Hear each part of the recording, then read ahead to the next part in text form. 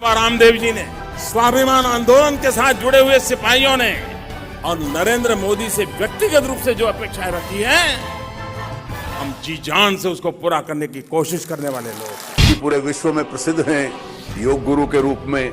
जैसे खेल में ऑलराउंडर होता है, योग गुरु से आरंभ करते करते देश के राजनीतिक और सामाजिक विषयों के ऊपर चिंतन बनाया। स्वामी जी तो एक नई सोच लाकर उसका प्रभाव और दबाव और उसकी छाप देश पर छोड़ना चाहते हैं। स्वामी जी, ये आपका आशीर्वाद हमेशा हमारे साथ रहा है। पूज्य स्वामी जी ने भारतीय स्वाभिमान न्यास की स्थापना इसलिए की ताकि इस न्यास के माध्यम से भारतीय पुनर्जागरण और भारत के पुनर्निर्माण का शंखनाद किया जा सके। पूज्य स्वामी जी, आपने जो यह बहुत ही गहन चिंतन मनन करने के बाद जो यह फैसला किया है वह देश के हित में है। एक संत आएंगे हिंदुस्तान में राजनीति में, और वो संत हिंदुस्तान का पुनरुत्थान करेंगे और हिंदुस्तान को अखंड भी कर देंगे।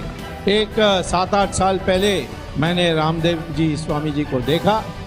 मैंने कहा यही नॉस्ट्राडामस ने मुझे कहा। विश्वामित्र ने जो काम किया है वही आज बाबा रामदेव हमारे लिए कर रहे हैं। संत के बिना इस देश में पुनरुत्थान हो ही नहीं सकता।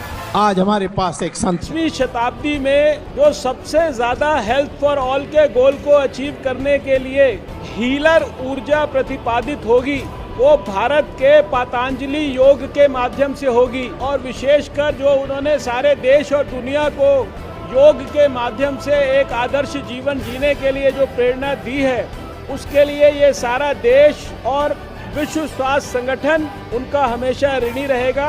इनके आशीर्वाद सगळे सोबत आहेत। स्वामी जी, मैं आपका आभारी हूँ। कोई एक तो राह दिखाने वाला मिल गया, नहीं तो हमेशा यही कहा जाता है कि हिंदुत्व की बात करने के लिए कोई तयार नहीं होता, सारे लोग डरते।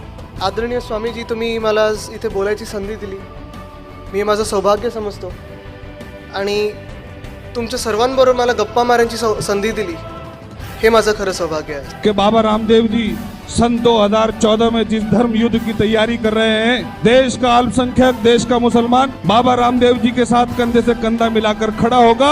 और आने वाले दिनों में हम ये स्पष्ट करेंगे कि बाबा रामदेव की ही नीतियां इस देश के हिंदू मुस्लिम इत्तेहाद, हिंदू मुस्लिम गंगा जमुनी तहजीब के अलंबरदार बाबा रामदेव जी की बात को हम लोग पूरे विश्व में फैला कर रहेंगे। चाणक्य ने पूरे संसार को अर्थशास्त्र पढ़ाया।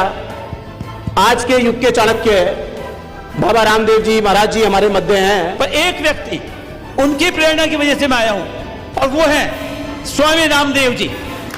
जब वो एक अकेले व्यक्ति इतना बड़ा बीड़ा उठा सकते हैं। आशीर्वाद मेरे पास इस वक्त नहीं, हमेशा ही रहा है। आप ही से मैंने पूरा योग सीखा और योगासन भी मैंने करके दिखाया है, और आपने पूरा अप्रूव किया है उसे। योग जो बताया गया है वो सब मैं करती हूँ, प्राणायाम सब कुछ।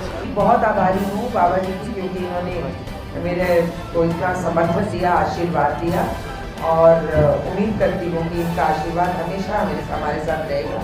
कि हमेशा जब ये इंडिया अगेंस्ट करप्शन के मंच पर थे, अनुपम और मैं भी इंडिया अगेंस्ट करप्शन के मंच से लड़ते थे। पूज्य स्वामी जी महाराज ने भी संकल्प लिया है, जब तक भारत माँ आर्थिक और आध्यात्मिक महाशक्ति नहीं बनती, परम पूज्य स्वामी जी महाराज भी निरंतर तप करने वाले हैं। तो पूज्य स्वामी जी महाराज ने संकल्प लिया है, तब तक वह हरिद्वार भी जाने वाले नहीं है, पतंजलि योगपीठ जाने वाले नहीं है। परम पूज्य स्वामी जी महाराज आज वर्तमान सत्ता को ललकारने का साहस कर रहे हैं। पूरी मीडिया, पूरा देश व दुनिया ये मानता था कि पूज्य स्वामी जी महाराज के आंदोलन की जड़ें हिंदुस्तान के 6,38,365 गांवों तक हैं। हिमाचल प्रदेश, जम्मू कश्मीर, केरल, नागालैंड, अंडमान निकोबार के उन दूर दराज के गांवों तक जहां सरकार की योजनाएं आज तक नहीं पहुंची है, वहां पर स्वामी जी का आंदोलन और स्वामी जी का योग पहुंचा हुआ है।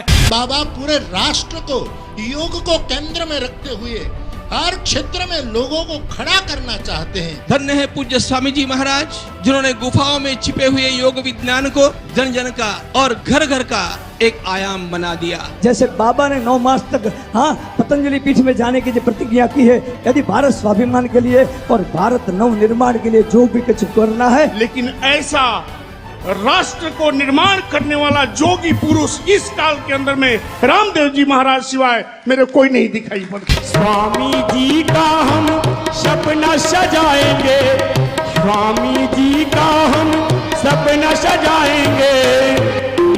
जी से झंडा लहरवाएंगे हम, बदले